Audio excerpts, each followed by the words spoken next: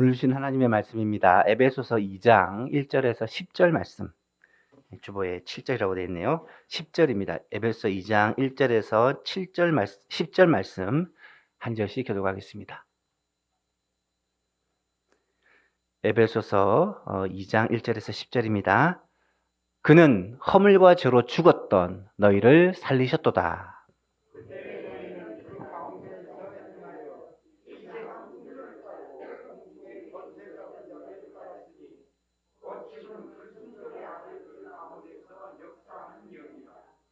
전에는 우리도 다 그 가운데서 우리 육체의 욕심을 따라 지내며 육체와 마음이 원하는 것을 하여 다른 이들과 같이 본질상 진노의 자녀이었더니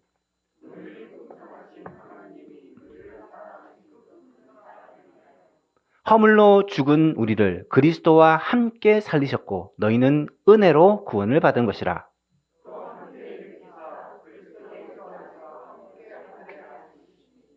이는 그리스도 예수 안에서 우리에게 자비하심으로써 그 은혜의 지극히 풍성함을 오는 여러 세대에 나타내려 하심이라.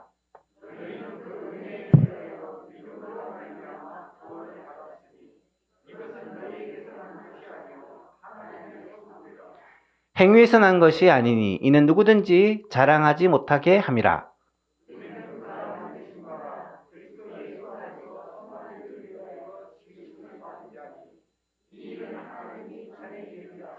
우리로 그 가운데서 행하게 하려 하심이니라. 아멘. 허물과 죄로 죽었던 너희를 살리셨도다 라는 제목으로 말씀을 전하고자 합니다. 올해 우리 예수만교회 표어가 처음 사랑을 회복하라 입니다. 예수만교회가 처음 사랑을 회복하기 위하여 우리가 꼭 회복해야 될 4가지 기도 제목을 여러분과 함께 나누었습니다. 구원의 감격을 회복하는 교회가 되게 하소서. 예배의 즐거움을 회복하는 교회 되게 하소서. 영혼에 대한 사랑을 회복하는 교회 되게 하소서. 복음에 합당한 삶을 회복하는 교회 되게 하소서. 이 4가지 제목은 여러분이 기도할 때마다 빠짐없이 꼭 함께 기도해야 할 제목입니다. 처음 사랑을 회복하기 위해서는 반드시 이것이 회복되어야 합니다. 이런 교회가 되었으면 좋겠고 이런 예수만 교회 성도님들이 되었으면 좋겠습니다. 1월과 2월에는 이 구원의 감격을 회복하라 라는 주제로 하나님의 말씀을 나누고 있습니다. 새해가 시작되고 이 구원의 감격에 대한 하나님의 말씀들을 나누면서 우리가 에베소서 말씀을 먼저 살펴보고 있는데요. 지난 2주 동안 1장 말씀을 통해 하나님 아버지께서 그리스도 안에서 성령으로 말미암아 우리에게 하늘에 속한 신령한 복을 주시는데 그 복이 뭐냐? 결국은 구원의 복이다 라고 말씀을 드렸습니다. 복 중의 복, 최고의 복, 진짜 복이 바로 구원의 복이라는 것입니다. 죄로부터, 죽음으로부터, 멸망으로부터 구원을 받은 이 복이 우리가 받은 최고의 복이라는 거죠. 그렇다면 왜 하나님께서는 우리에게 값없이 은혜로 이 구원의 복을 주셨을까요? 하나님께서 우리에게 이 구원의 은총을 베풀어 주신 목적이 무엇일까요? 에베소서 1장에서는 그 목적에 대해서 이렇게 말합니다. 이는 그의 사랑하시는 자 안에서 우리에게 거저 주시는 바 그의 은혜의 영광을 찬송하게 하려는 것이다. 이는 우리가 그리스도 안에서 전부터 바라는 그의 영광의 찬송이 되게 하려 하심이라. 14절에는 이는 우리의 기업의 보증이 되사 그 얻으신 것을 속량하시고 그의 영광을 찬송하게 하려 하심이라. 하나님께서 왜 우리에게 이 구원의 은총을, 구원의 복을 공짜로 아무런 값 없이 은혜로 주셨느냐?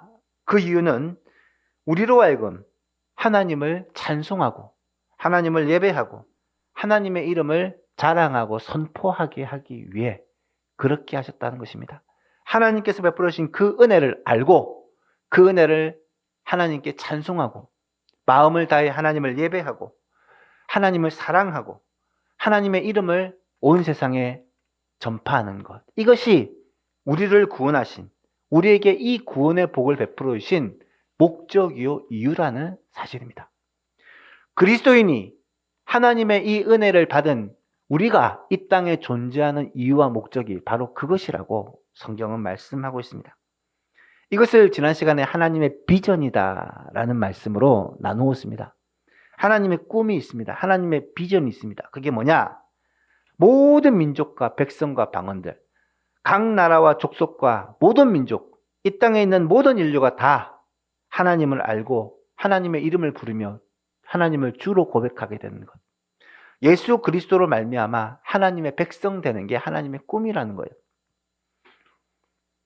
8절 이하에 보니까 이렇게 말씀합니다. 이는 그가 모든 지혜와 총명을 우리에게 넘치게 하사 그 뜻의 비밀을, 하나님의 비밀을 우리에게 알리신 것이요 그의 기뻐하심을 따라 그리스도 안에서 때가 찬 경륜을 위하여 하나님의 섭리를 예정하신 것인데, 그게 뭐냐? 10절에 하늘에 있는 것이나 땅에 있는 것이, 하늘에 있는 것이나 땅에 있는 것은 온 천지 만물을 가리킵니다.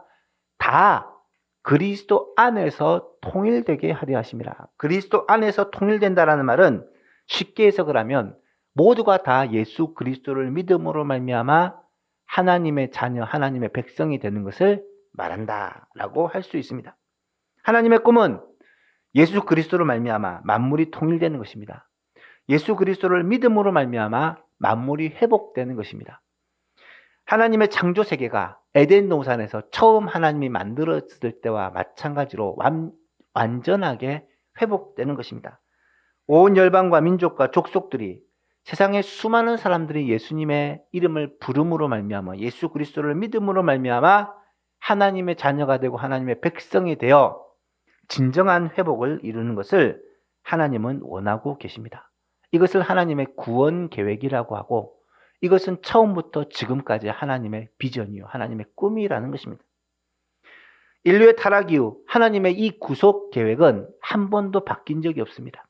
하나님은 처음부터 지금까지 항상 하나님을 믿고 모든 인류가 다시 창조의 처음 때와 같이 회복되기를 원하고 계십니다. 그래서 예수 그리스도를 이 땅에 보내셔서 그 예수 그리스도로 말미암아 하나님의 자녀가 하나님의 백성이 되게 하신 것입니다. 중요한 사실은요, 이 하나님의 꿈에는요 우리의 목도 있다라는 것입니다. 하나님은 자기 백성들, 자기 자녀들, 먼저 하나님의 자녀된 자들을 통하여 남은 자들이 하나님께로 돌아오는 것을 원하고 계십니다. 하나님의 꿈과 비전은 하나님의 자녀들에게 하나님께서 부어주심으로 우리도 하나님의 비전이 무엇인지를 알고 그 비전을 따라 하나님의 백성들, 하나님의 자녀들이 예수 그리스도를 전파함으로 말미암아 모든 사람들이 예수 그리스도를 믿고 주께로 돌아오게 되는 그러한 꿈을 꾸게 하신다라고 말씀하고 계십니다. 사랑하는 예수만교신 여러분, 비전이라는 것은 지난 시간에 말씀드렸듯이 하나님의 꿈이 나의 꿈이 되는 것입니다. 하나님의 꿈이 나의 꿈이 되는 것입니다. 온 백성과 열방과 민족들이 하나님께로 돌아오는 그 일을 우리도 꿈꾸는 것입니다. 그래서 예수만교회에 속한 모든 성도들은 이 지역에 있는 많은 사람들, 우리 주변에 있는 많은 사람들이 하나님께 돌아와 함께 하나님을 예배하는 꿈을 꿔야 돼요. 이 나라와 족속과 열방이 하나님께 나와 하나님을 예배하는 그 꿈을 꿔야 된다라는 사실입니다. 그것 때문에 예수만교회가 이곳에 존재하고 있고, 이 일을 위해서 지금도 하나님은 예수만교회와 함께 하고 계신 것이죠. 우리 예수만교회에 주신 비전이 바로 그것입니다. 오직 예수님만 바라보는 교회, 영혼을 구원하여 그리스도의 제자로 세우는 교회. 우리 예수만교회의 비전 선언문이 바로 하나님 나라를 넓혀가는 것을 우리 예수만교회의 목적이라고 선포하고 있는 것이죠. 그런 예수만교회가 되기를 원하고 그런 꿈을 꾸며 이 일을 위하여 함께 마음을 모으는 예수만교회가 될 수 있기를 간절히 바랍니다. 에베소서 2장에서는 다시 한번 이 구원의 복에 대해서 강조를 하고 있습니다. 오늘부터 살펴볼 이 말씀을 통해서 이 구원의 복이 나에게, 개인적으로 나에게 얼마나 놀라운 복인지, 감격스러운 복인지를 깨닫는 시간이 되었으면 좋겠습니다. 18세기에 존 뉴턴이라는 소년이 살고 있었습니다. 이 소년은 10살 때 아버지를 따라 배를 탑니다. 어렸을 때는 당연히 어머니의 품에서 크게 되고 또 학교에서 공부를 해야 되는데 어머니가 일찍 돌아가십니다. 그리고 학교를 갔는데 학교 선생님을 잘못 만나가지고 적응을 못합니다. 그래서 고민하다 아버지를 따라 배를 타게 됩니다. 아버지가 뱃사람이었거든요. 10살부터 배에서 뱃사람으로 지나게 되는데 그가 배에서 받은 영향력은 좋은 것이 아닙니다. 원래 뱃사람들이 그렇잖아요. 거친 말투와 악한 문화, 세상의 나쁜 것들은 다 배우게 됩니다. 10살부터 28살까지 18년을 배를 탔는데 세상의 가장 악한 영향력은 다 받고 그렇게 자라는 거예요. 그러다 보니까 뉴턴 자신도 그렇게 악한 사람이 되어버리고 맙니다. 젊은 선장이 되었는데 그가 선장으로 있던 배가 어떤 배냐면 노예선입니다. 노예선이 뭔지 아시죠? 아프리카에 가서 노예들을 막 그냥 사람들을 잡아가 미국 대륙에 가서 막 파는 거예요. 사람들을 잡아다가 파는 것도 나쁜 일이지만 이 노예선은 이 아프리카에서 이 아메리카까지 긴 항해를 해야 되기 때문에 노예들을 쇠사슬로 묶고 항해를 시키다 보면 그 가운데서는 병들어 죽는 사람이 있고 이 오랜 여행에 지쳐서 죽는 사람이 있고 또 제대로 먹지 못하고 굶어 죽는 사람이 있고 그렇게 죽으면 어떻게 합니까? 그냥 바다에 던져버립니다. 참 노예를 사람으로 대하는 게 아니고 물건으로 상품으로 대하는 이런 모습에 익숙해져 버린 거죠. 그것도 자기가 심각한 죄를 짓는다는 것 자체도 모르고 그렇게 노예선에서 뱃사람 생활을 하고 있었습니다. 그런데 그가 23살이 되던 어떤 해 여느 때와 다름없이 노예 사냥을 하고 있었을 때 우연히 책을 한 권 읽게 됐는데 그 책이 뭐냐? 중세 수도사 토마스 아캠퍼스라는 사람이 쓴 그리스도를 본받아라는 책입니다. 제가 어릴 때 재미있게 읽었던 책이기도 합니다. 이 책을 읽다가 갑자기 성령께서 이 아이의 마음속에 감동을 주신 거예요. 참 신기하죠. 성경도 아니고 수도사의 이 쓴 책, 물론 성경의 내용들을 그대로 담은 책입니다만 이 책을 읽다가 성령께서 그의 마음을 비추니까 자신의 죄를 깨닫게 된 것입니다. 그 자리에서 주저앉고 자신이 지금까지 지은 죄를 하나님 앞에 회개하기 시작합니다. 회개하고 나니까 자연스럽게 예수님을 나의 구주로 영접하게 되었어요. 그리고 그때부터 물론 몇 년 동안 더 뱃생활을 하다가 그는 이 일을 청산하고 신학을 공부하여 목사가 되게 됩니다. 28에 신학을 공부하고 목사가 된 그는 하나님으로부터 받은 은혜가 너무 크다는 것을 깨닫고 평생 하나님을 위하여 속죄하는 마음으로 그렇게 이 사명을 감당하고 또 복음을 전할 뿐 아니라 찬송을 짓는 그런 은사를 받아 찬송시를 짓게 되는데요. 그가 54세가 되던 1779세 때 9년에 지은 찬양이 바로 여러분도 다 알고 있는 어메이징 그레이스라는 찬양입니다. 나 같은 죄인 살리신 주 은혜 놀라워 잃었던 생명 찾았고 광명을 얻었네. 큰 죄악에서 건지신 주 은혜 고마워. 나 처음 믿은 그 시간 귀하고 귀하다. 이제껏 내가 산 것도 주님의 은혜라. 또 나를 장차 본향에 인도해 주시리.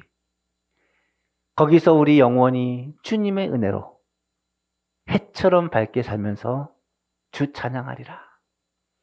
여러분 이 찬송시를 한번 잘 보십시오.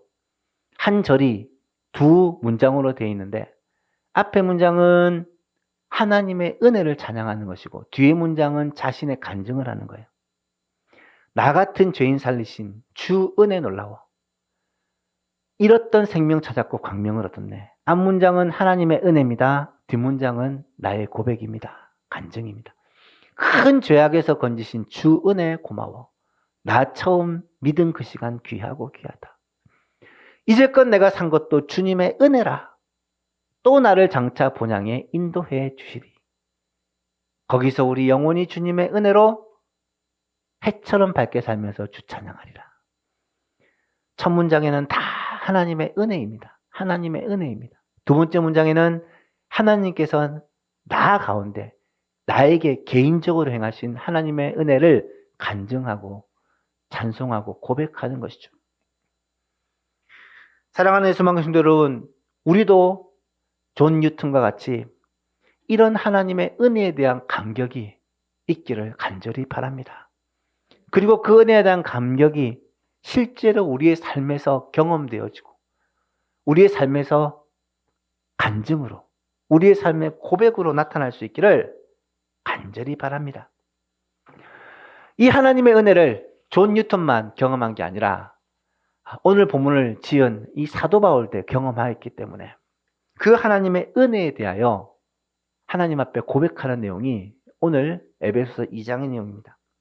에베소서 2장을 오늘 읽은 이 본문을 세 부분으로 나눌 수가 있는데, 먼저 첫째 부분은 1절부터 3절 말씀으로 구원받기 이전의 나의 모습, 우리의 모습을 고백하는 것이고, 4절에서 9절은 하나님이 어떻게 이 구원을 우리에게 베풀어 주셨는지를 고백하고 있고, 마지막 10절에서는 구원받은 우리가 하나님 앞에 어떻게 살고 있는지를 고백하고 있는 내용입니다. 이 내용들을 통하여 하나님이 이루신 구원의 그 놀라운 역사를 다시 한번 깨닫고 이 바울의 고백이 나의 고백이 되어지는 귀한 시간들이 될 수 있기를 축복합니다. 첫 번째로 구원받기 이전의 우리의 모습은 과연 어떠했느냐라는 것입니다. 1절을 보니까 구원받기 전의 우리의 모습은 허물과 죄로 죽었다. 허물과 죄로 죽었던 너희를 살리셨다. 허물과 죄로 죽었던 자들이라고 표현하고 있습니다. 여러분, 우리는 죽었대요. 살아있는데 죽었대요. 물론 이 죽음은 영적인 죽음입니다. 하나님과의 관계가 끊어져 하나님을 떠난 상태를 성경에서는 죽음이라고 표현합니다. 아담과 하와가 하나님께 불순종하고 이 선악과를 따먹었을 때 아담과 하와는 살아있습니다. 그 후로 900년을 더 살았습니다. 하지만 성경은 분명히 말하기를 아담과 하와는 하나님을 떠남으로 말미암아 죽었다라고 말하고 있는 거죠. 생명의 근원인 하나님을 떠난 것 자체가 죽음이라는 것입니다.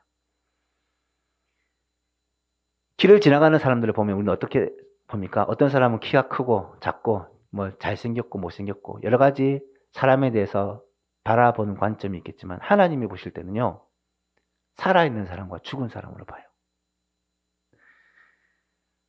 예수 그리스도가 그 안에 계시는 사람은 살아있는 사람이에요. 생명이 있는 사람이에요. 근데 예수님이 그 안에 계시지 않는 사람은 살아있어도 움직여도 시체입니다. 죽은 사람이라는 거예요. 하나님의 눈으로 영혼들을 바라볼 수 있기를 바랍니다. 대단하고 멋있고 잘생기고 똑똑하고 세상에서 잘 나간 사람들을 봐도요, 그리스도가 그 안에 계시지 않으면 죽은 사람이에요. 불쌍한 사람이에요. 나라의 대통령이 되고 대단한 업적을 이루고 엄청난 능력을 가지고 모든 것을 해도요, 그 안에 그리스도가 계시지 않으면 죽은 자입니다. 영혼이 죽은 자예요. 요한일서 5장 12절에 이렇게 말씀합니다. 아들이 있는 자에게는 생명이 있고 하나님의 아들이 없는 자에게는 생명이 없느니라. 예수 그리스도가 그 안에 계신 자는 생명이 있지만 예수 그리스도가 그 안에 계시지 않는 자는 생명이 없다라는 거예요. 허물과 죄로 죽은 사람, 하나님이 계시지 않는 죽은 사람의 상태를 오늘 본문에서 세 가지로 설명을 하는데, 첫 번째는 이 세상 풍조를 따른대요. 이 세상 풍조를. 2절에 상반절을 보니까 그때 너희는 허물과 죄로 죽었던 상태입니다. 그때 너희는 그 가운데서 행하여 이 세상 풍조를 따르고 이 세상 풍조를 따른다는 말은 사람들이 살아가는 대로 산다는 거예요. 세상 사람들이 살아가는 대로 산다는 거예요. 여러분, 세상 사람들이 살아가는 대로 사는 게 뭐가 잘못됐어요? 이 세상 사람들이 다 돈을 위해 살고 명예를 위해 살고 성공하기 위해 살고 잘 먹고 잘 살기 위해 사는데 우리도 그렇게 사는 게 뭐가 잘못되었습니까?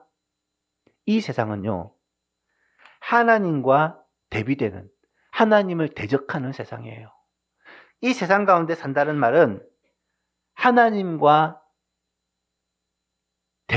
대비되는, 하나님을 대적하는 세상 가치와 세상 문화를 따라 사는 것을 말하는 것입니다. 하나님을 떠나 타락한 세상과 같이 살아가는 것을 성경에서 뭐라고 하냐면 영적인 죽음이다라고 설명하는 거예요. 마치 물고기가 죽으면 어떻게 돼요? 물이 흐르는 대로 그냥 동동 떠서 다닙니다. 살아있는 물고기는 어떻게 합니까? 절대로 흐르는 대로 따라가지 않아요. 자기가 가고 싶은 대로 때로는 물을 거스르며 올라가는 것을 보게 됩니다. 성경은 세상 사람들의 사고방식과 세상 사람들의 생활방식과 세상 사람들의 문화에 그대로 휩쓸려 가는 것을 허물과 죄로 죽은 사람들이라고 표현해요. 성도의 삶은, 살아있는 성도의 삶은 이 세상 풍조대로 살면 안 된다는 거예요. 세상 문화에 그냥 따라가면 안 된다는 거예요. 다 그렇게 하니까 나도 그렇게 하면 안 된다고 말하고 있습니다. 로마서 12장 2절에서는 너희는 이 세대를 본받지 말고 오직 마음을 새롭게 함으로 변화를 받아 하나님의 선하시고 기뻐하시고 온전하신 뜻이 무엇인지 분별하라고 분명히 말씀하고 있습니다. 남들이 다 하기 때문에, 세상에서 다 그렇게 하기 때문에 나도 그렇게 해서는 안 된다는 거예요. 세상은 다 그렇게 하니까 우리 교회도 그렇게 해서는 안 된다는 거예요. 세상은 다 그렇게 하더라도 예수 믿는 사람은, 그리스도인은, 교회는 달라야 된다는 거예요. 왜? 우리는 죽은 자가 아니기 때문에. 우리는 허물과 죄로 죽은 자가 아니라 예수 그리스도로 말미암아 살아있는 자이기 때문에 세상의 물결을 그대로 따라갈 수 없다라는 것입니다. 구별된 성도, 구별된 교회는 살아있는 교회, 살아있는 성도라는 사실을 깨달아야 합니다. 두 번째로, 허물과 죄로 죽은 사람의 특징이 뭐냐? 공중의 권세 잡은 자를 따라 산다. 2절 하반절에 보니까 공중의 권세 잡은 자를 따랐으니 곧 지금 불순종의 아들들 가운데 역사는 영이라. 공중의 권세 잡은 자는 누구를 가리키겠습니까? 사탄을 가리킵니다. 마귀를 가리킵니다. 허물과 죄로 죽은 사람은 마귀를 따라 사는 거예요. 사탄을 따라 사는 거예요. 하나님을 섬기지 않는 모든 사람들은 자신이 생각할 때 나는 자유롭게 산다, 내가 하고 싶은 대로 산다, 내 마음대로 산다고 생각을 하지만 사실은 그들이 자유롭게 사는 것이 아니라 사탄의 종으로 살아가는 거예요. 사탄의 종로로서라고 살아가는 거예요. 죄를 짓는 것이 내가 죄를 짓고 싶어 짓는 게 아니라 사탄의 종, 죄의 종이기 때문에 어쩔 수 없이 죄를 짓고 사는 거예요. 그래서 타락한 사람들은 죄를 지으면서도 참된 기쁨이 없어요. 세 번째로, 영적으로 죽은 사람들을 가리켜 육체의 욕심을 따라 산다라고 표현합니다.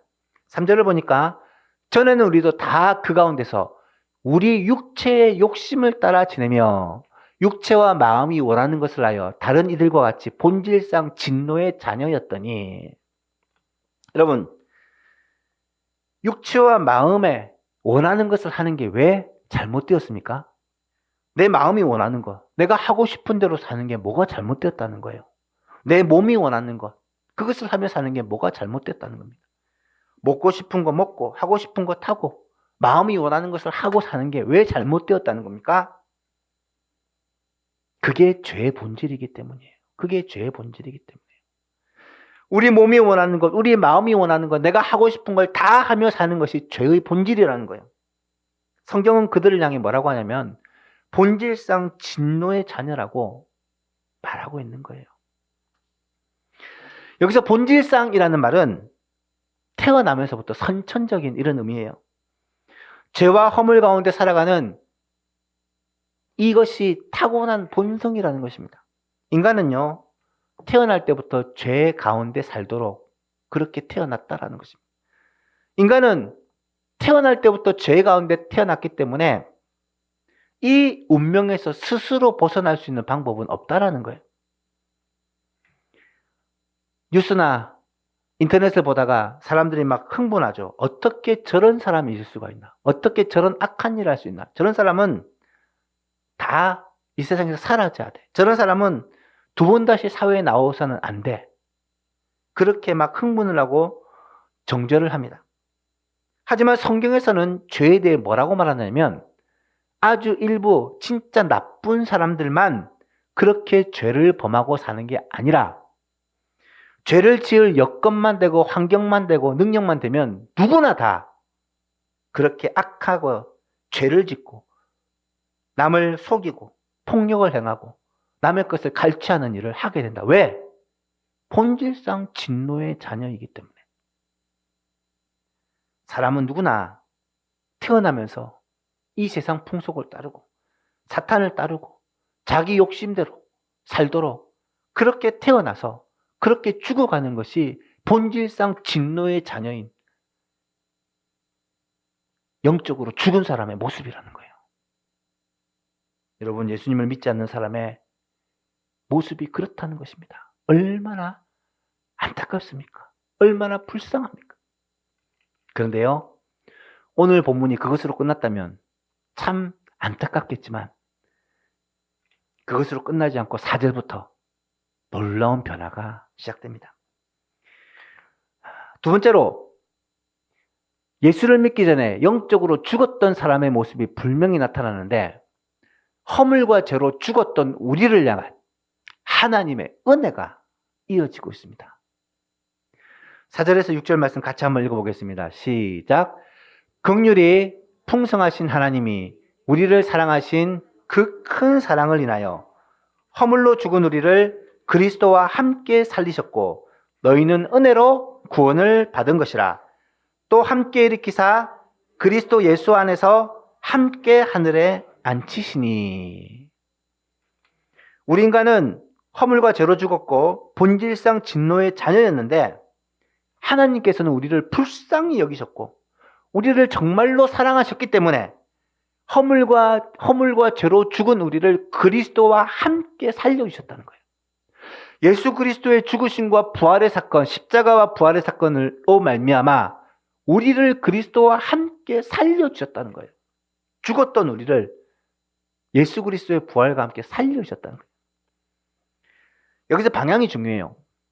본문을 다시 한번 보시면 4절에서 6절 말씀에 주어가 뭡니까? 주어.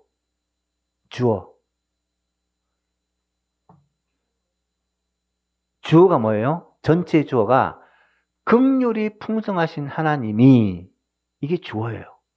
긍휼이 풍성하신 하나님이 허물로 죽은 우리를 그리스도와 함께 살리셨고 6절에 함께 일으키시고 그리스도 안에서 함께 앉히셨대요.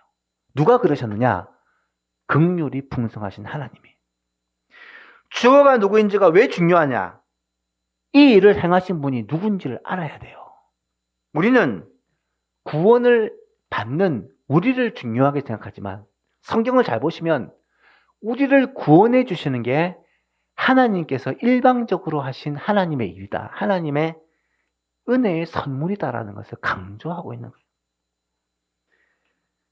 우리가 구원받은 것은 하나님께서 하시는 하나님의 일이에요. 하나님께서 베푸신 하나님의 은혜의 선물입니다. 그래서 로마서 6장 23절에서는 이렇게 고백을 해요. 죄의 싹은 사망이요 하나님의 은사는 그리스도 예수 우리 주 안에 있는 영생이니라. 제가 이 말씀을 여러 번 여러분에게 설명을 했어요. 설교를 했어요.